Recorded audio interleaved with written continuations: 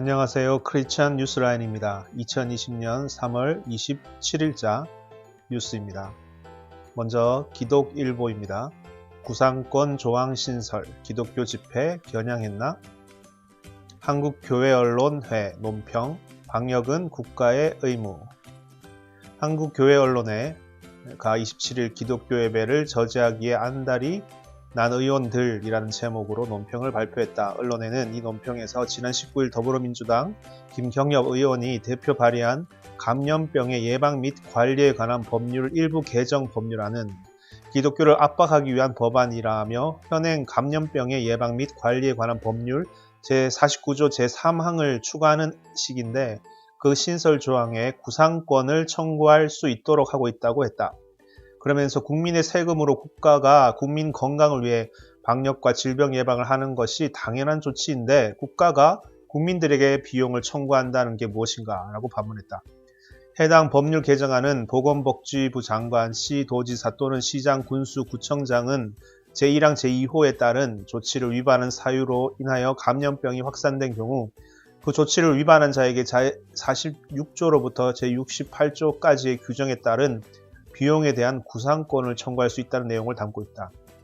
법률 개정안의 입법 취지는 다음과 같다.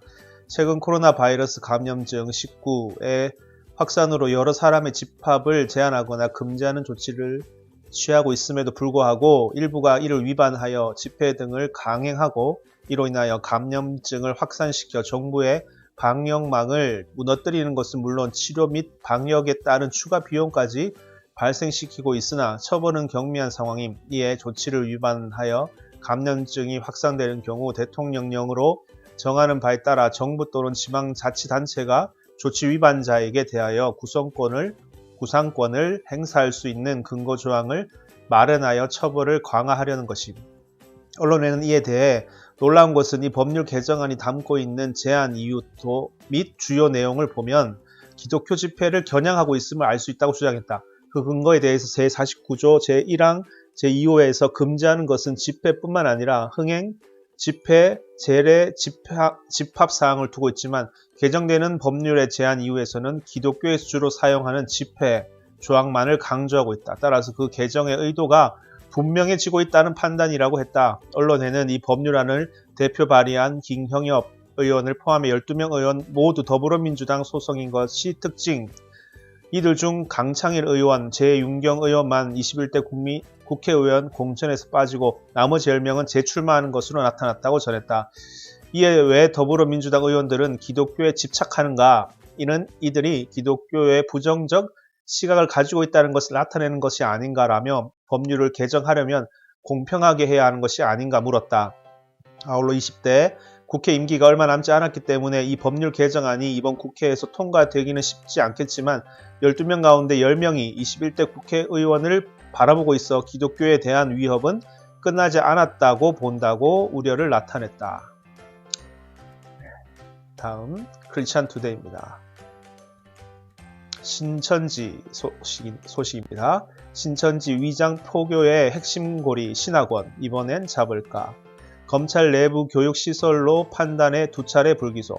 전국 신천지 피해자 연대 검찰청 청사서 기자회견.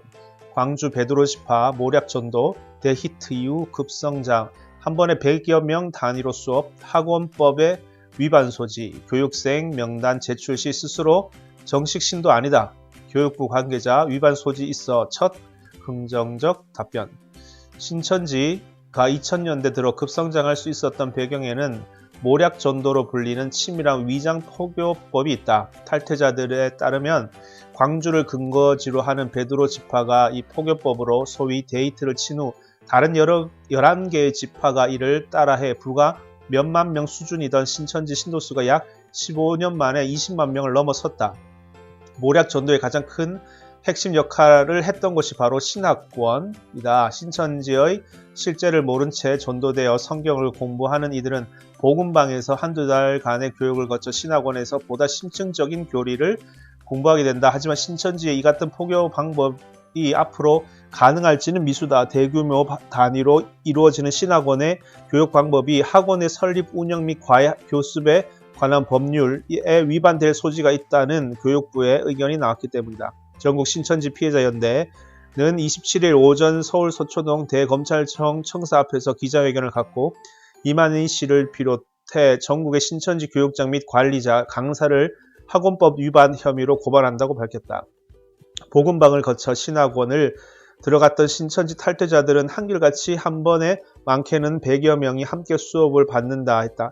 기독교에 침투했던 신천지 위장 언론 초교파 신문의 광고국장 출신의 심효은 씨는 신학원을 처음 들어갔을 때 당시 나처럼 성경에 관심이 있는 이들이 이렇게 많다는 사실에 놀랐다고 밝혔다. 문제는 학생 중 절반은 순수하게 성경에 관심을 갖고 들어온 신입 학생이 아니라 이들이 신천지 교리에 의심하지 않고 적응할 수 있도록 바람잡이 역할을 하는 기존의 신천지 신도들이라는 점이다.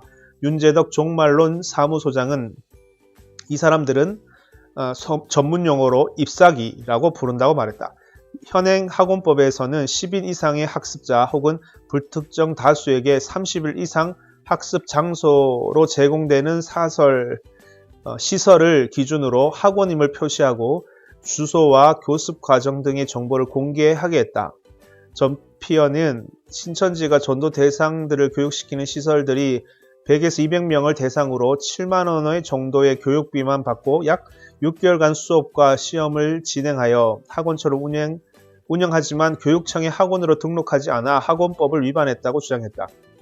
신천지의 학원법 위반 주장이 제기된 것은 이번이 처음은 아니다. 2007년, 2008년 두 차례에 걸쳐 학원법 위반으로 수원 지방검찰청 등에 고발됐지만 모두 무혐의 처분이 내려졌다. 해당 시설들이 교인들을 위한 교회 내부 종교교육시설이라고 판단했기 때문이다. 하지만 지난달 신천지가 교인들의 명단을 제출하는 과정에서 대구시가 교육생의 명단을 함께 요구하자 신천지 측은 이들은 정식 성도가 아니라 임의로 정보를 제공할 수 없다는 발언을 한 것으로 드러났다. 내부 교육기관이 아니라는 뜻으로 스스로 신학원이 학원법 적용 대상임을 밝힌 것이다. 전피연이 교육부에 이와 관련된 사항을 문의하자 신천지 교육시설은 순수한 성직자를 양성하는 기관이 아니고 불특정 일반인에 대한 교육기관의 형태를 띠고 있기에 학원법 적용이 가능하다는 회신을 받았다고 말했다. 전피연은 해당 교육시설이 정통교회를 표방하여 불법적으로 교단명과 마크까지 도용해 위장교회 형태를 띠고 있다는 점도 지적했다. 기자회견 직후 전피연은 고발장을 대검찰청에 제출했다. 신천지의 문제점을 파헤쳐온 바른미디어 조미듬 대표는 치밀하게 기획된 관계 맺기부터 집중 세뇌 성경 공부가 이루어지는 위장센터의 연결고리는 신천지 포교의 핵심 과정이라며 신천지의 반사회성이 밝히 드러난 이때가 재수사해 바로잡을 기회라고 밝혔다. 다음 베리타스입니다. NCCK 방역위에 부활절 새벽 예배 내려놓기로. 일치위 26일 성명 내고 부활절 맞춰 메시지 내놓을 것 밝혀. 한국기도협의회 NCCK가 올해 부활절 새벽 예배를 각자의 자리에서 드리기로 결정했다. NCCK 교회 일치위원회는 26일 호소문을 통해 지역교회와 함께하는 2020년 부활절 연합 새벽 예배를 메시지로 함께하기로 결정했다. 한국 전쟁 70년을 맞아 용상교구협의회와 함께 갈등을 넘어 다양성과 포용의 공동체로라는 주제 아래 준비해왔던 부활절 연합 새벽 예배를 각자의 자리에서 드리는 예배로 결정하고 부활절에 맞추어 메시지를 발표하기로 했다고 밝혔다. 일치위는 확산 일로에 있는 코로나 바이러스의 진정을 위해 노력하고 있는 방역당국 그리고 국민들과 동참하는 의미에서 함께 모이는 공동예배를 택하는 대신 각자의 자리에서 주제에 맞춘 메시지로 함께 기도하는 예배를 선택했다고 설명했다. 전 세계적으로 코로나 바이러스의 확산세가 멈추고 있지 않은 상황에서 우리나라 또한 안심할 수 없는 상황임을 인지하고 물리적, 위생적 거리두기를 통하여 우리 사회라는 공동체를 보호하기 위한 노력에 동참하기로 했다는 게 일치위의 측 입장이다. NCCK 일치위는 한국교회와 방역당국이 국민의 생명, 안전이라는 공통의 목표를 위해 협력하고 교회가 지역사회를 위한 방역의 주체로서 전국적으로 적극적으로 행동하자고 호소했다. 아래는 호소문 전문이다. 2020년 부활절 연합 새벽 예배를 내려놓으며 멈춰라, 성찰하라, 돌이키라. 코로나19 전염병으로 고통당하는 세계의 현실 속에서 사람들의 마음은 바이러스에 대한 두려움으로 물들고, 두려움은 서로에 대한 불신과 분노로 바뀌고 있습니다. 주여, 언제쯤 이 시련이 끝나겠습니까? 라는 탄식 속에서 우리는 탐욕의 문명의 대로를 달려가는 인류를 향해 멈춰라, 성찰하라, 돌이키라는 하나님의 명령을 함께 듣습니다. 한국전쟁 70년을 맞는 올해 한국기독교 교회협의회는 전쟁의 기억의 유산이 남아있는 용산교구협의회와 함께 갈등을 넘어 다양성과 포용의 공동체로라는 주제를 가지고 부활절 연합 새벽 예배를 준비해 왔습니다. 코로나19의 소규모 집단 감염의 확산과 지속적인 해외 유입으로 인해 용산구를 포함한 어느 시공도 안전을 보장하기 어려운 상황이 전개되는 가운데 방역당국은 4월 6일 개학을 앞두고 감염 확산을 저지하기 위한 중대 고비를 넘어가고 있습니다. 이와 우리는 이 같은 현실을 직시하고 각자의 삶의 자리에서 부활절 공동 메시지를 묵상하며 부활의 산소망의 증인이 되기로 하였습니다. 가슴 아픈 결단입니다. 이것이 수단과 죽음을 이기고 부활하신 생명의 담지자 예수 그리스도에 대한 올바른 신앙 고백적 행위라고 생각합니다. 우리는 생명의 안전이 근본에서부터 위협받고 있는 이 엄중한 시기에 방역당국과 한국교회 일부가 행정명령 집행을 두고 갈등하는 모습을 보면서 깊은 자괴감에 빠집니다. 코로나19 위기 상황에서 방역당국과 교회는 국민의 생명의 안전이라는 공동의 목표를 위해 상호 주체적으로 협력해야 합니다. 상호 주체적 관계는 감독자 혹은 비판자의 모습으로 서로 대립하며 갈등하는 태도로 형성될 수는 없습니다. 방역당국과 교회는 역지사지의 심정으로 서로의 다름을 인정하고 이해하며 자기 방어적 자세를 내려놓고 공동의 선을 위한 자리로 조건 없이 함께 나가야 합니다. 교회는 방역의 대상이면서 동시에 방역의 주체라는 생각을 가지고 지역사회와 국민의 생명의 안전을 위해 적극적으로 참여해야 합니다. 모이는 교회에 현장 예배를 드릴 수밖에 없다면 방역당국의 요원들을 감시자가 아니라 안전도우미로 인식하고 오히려 따뜻한 마음으로 그들을 초대하고 격려하며 함께 안전한 예배 환경을 만들어 가야 합니다. 지역사회의 방역당국과 적극적으로 협력하여 방역의 주체로서 교회가 해야 할 일을 상호 존중의 자세로 함께 해야 합니다. 방역당국은 한국교회를 방역의 대상으로만 생각하고 관리하며 명령하는 것이 아니라 오히려 한국교회를 지역사회 방역의 주체로 세우기 위해 더 가까이 대화하고 과학적 예방 정보를 나누며 곧 공조 시스템을 구축해야 합니다. 우리는 4월 6일 개학을 필두로 전 방위적 생활 방역 단계로 이행해야 하는 현실을 눈앞에 두고 있습니다. 생활 방역 단계에서는 종교, 시민사회가 방역의 주체가 되어야 합니다. 방역당국은 이 점을 명심하고 지역교회를 포함한 종교, 시민사회와 공동의 생활 방역 시스템을 구축하기 바랍니다. 한국교회는 일제강점기와 냉전, 분단기와 산업화 성장기에 모이는 교회의 현장 예배를 통해 민중들의 고난을 위로하며 신앙적 연대를 다져왔습니다. 모이는 교회를 성장의 원동력과 지표로 삼아온 한국교회에게 현장 예배는 포기하기 어려운 부분입니다. 그러나 코로나19 위기 상황에서 우리는 예배의 또 다른 차원, 즉 흩어지는 교회가 되어 삶의 자리를 예배의 자리로 승화시키는 영적 차원으로 훈련해야 합니다. 예수 그리스도는 예배의 중심이 특정 장소와 시간이 아니라고 말씀하셨습니다.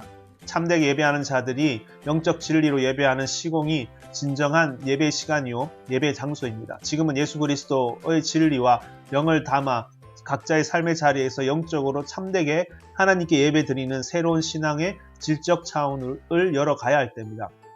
한국교회는 조직체계상 중앙 집권적 상명 하달 체계가 아니라 지역교회가 대의적 의사결정 과정과 실행에 민주적으로 참여하는 체제입니다.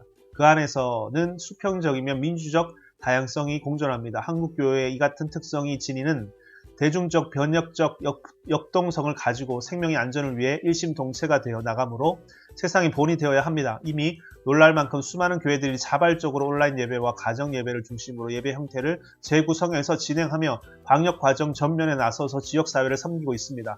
코로나19 위기 상황이 장기화되면서 존폐 위기에 처한 작은 교회들을 돌보기 위한 나눔도 계속되고 있습니다. 이런 상황에서 특정 교회의 현장 예배 형태와 몇몇 교회의 집단 감염을 모든 한국교회로 일반화하여 부정적 이미지를 조장하는 일부 언론과 방역당국의 언행은 주의를 요합니다. 정치적 목표를 가지고 저항하는 특정 교회의 집회에 대한 방역당국의 제재를 종교 탄압으로 일반화하여 교회 대중을 자극하는 교회 지도자의 언사도 자제되어야 합니다. 코로나19 방역 전쟁에서는 한 사람, 한 교회가 매우 중요합니다. 세상 속에 존재하며 세상과 함께 하나님 나라를 만들어 가야 할 교회가 고립된 섬처럼 되어서는 안 됩니다. 우리는 코로나19 위기 상황을 극복하는 과정에 부활절 연합 새벽 예배를 내려놓으며 한국교회가 가던 걸음을 잠시 멈추고 복음과 성령의 빛 아래서 우리의 삶과 사역을 성찰하며 생명의 길, 좁은 길을 돌이킬 것을 간절히 호소합니다. 2020년 3월 26일 한국기독교교회협의회 총무 이순정 용정 교회일치위원회 위원장 황선엽. 다음은 한국기독 공보입니다. 코로나19 치유와 회개를 위한 기도 30일부터 예배당서 식구 퇴치 릴레이 기도. 대한예수교 장로회 총회장 김태영 종료주일과 부활주일을 앞두고 3월 30일부터 예배당에서 코로나19 퇴치와 치유를 위한 릴레이 기도를 실시하여 전국 교회가 전심을 다해 하나님의 긍휼을 구할 것을 요청했다. 총회는 26일 코로나19 감염증 제6차 교회 대응 지침을 발표하고 29일 금식 기도 주일로 지킬 것, 함께 코로나19 퇴치와 치유를 위해 성도들이 차례대로 릴레이 기도에 참여하여 기도하도록 안내하라고 지침을 담았다. 이번 6차 지침이 지난 지침들과 다른 점은 기존의 성도들의 교회 출입을 제한하던 것을 극소수에 한해 풀었다는 것이다. 지침은 예배당 내에 기도 초소를 지정해 성도들이 각각 개별적으로 릴레이 기도를 이어갈 수 있도록 했다. 이때 릴레이 기도 장소와 참가자는 수시소독, 손소독제 비치, 명부 작성, 마스크 착용 등 기존의 사회적 거리두기 지침을 엄격하게 이행해야 한다. 총회는 2020년 종료주일과 부활주일 맞이에 관해서도 세부적인 지침을 밝혔다. 지침은 방역에 적극 협력하면서 종료주일, 순환주일, 부활주일을 맞이를 준비하라면서 29일 금식기도주일, 목회자와 당의원이나 향존직 등 소수의 예배자가 함께 예배하고 그 외 성도는 온라인 예배를 드리도록 했으며 4월 5일 종료주일에는 전주와 같은 지침을 적용하면서 성도들도 예배당에서 예배를 드릴 경우 예배 횟수를 늘려 간격을 조절해 최대한 사회적 거리를 유지하고 방역 당국이 제시하는 집회 안전 수칙을 준수할 것을 주문했다. 순환 주간인 4월 6일에서 11일 특별 새벽 기도회나 성금요 기도회 또 교회 형편에 따라서 예배당에서 드리는 기도회와 온라인 기도회를 겸하도록 했다. 4월 10일 부활주일에서는 부활주일 예배가 예수 그리스도의 부활을 찬양하며 코로나19의 퇴치를 위해 온 교우가 기도하는 예배가 되도록 하나님 은총을 구하기를 요청했다. 또한 하나님께 드리는 거룩한 예배로 인해 이웃에게 걱정을 끼치는 일이 없도록 코로나19 방역과 예방에 철저히 주의할 것도 당부했다. 예방 차원에서 예배당 밖에 공간이 여유가 있을 경우 성도가 차량에 탑승한 채 예배에 참여할 수 있도록 일시적인 FM 송출 장비 사용, 노령층이나 건강 약자를 위해 일시적으로 별도의 시간을 정해 예배 등 상세한 추가 지침도 내려왔다. 총회는 공무원이나 방역 담당자나 교회를 방문했을 경우 정중하게 맞이하되 지침 요령에 따라 안내하라며 한국교회 법학회의